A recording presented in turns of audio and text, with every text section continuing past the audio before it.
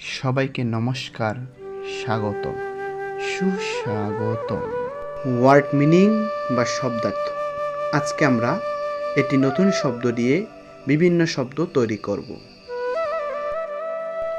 Please, PLEASE, please.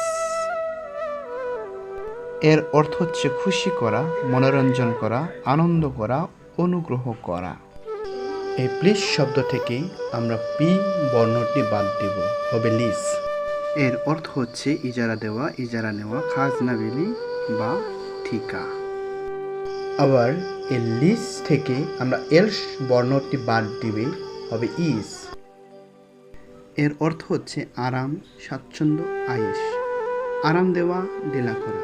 আরামে দাঁড়াও, স্টেন এট is. Is, এই ইজের পূর্বে আমরা টি যোগ করব, হবে টিচ। এর অর্থ হচ্ছে বিরক্ত করা, জ্বালাতন করা, খেপানো, ঠাট্টা করা, উত্ত্যক্ত করা। আর আমরা প্লিজ থেকে এসে বাদ দিয়ে হবে প্লি। এর অর্থ হচ্ছে অজুহাত বা ছুটা। প্লি, এই প্লি থেকে আমরা পি বর্ণটি বাদ দেব, হবে ইলি। আর এলির এর অর্থ হচ্ছে তৃণক্ষেত্র, তৃণভূমি, উন্মুক্ত প্রান্তর।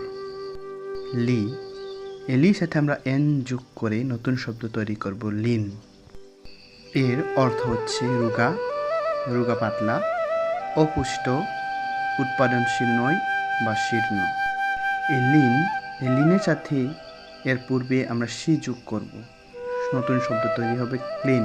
হচ্ছে পরিষ্কার, পবিত্র, খাঁটি বা পরিষ্কার করা, বিশুদ্ধ করা। ধন্যবাদ সকলকে।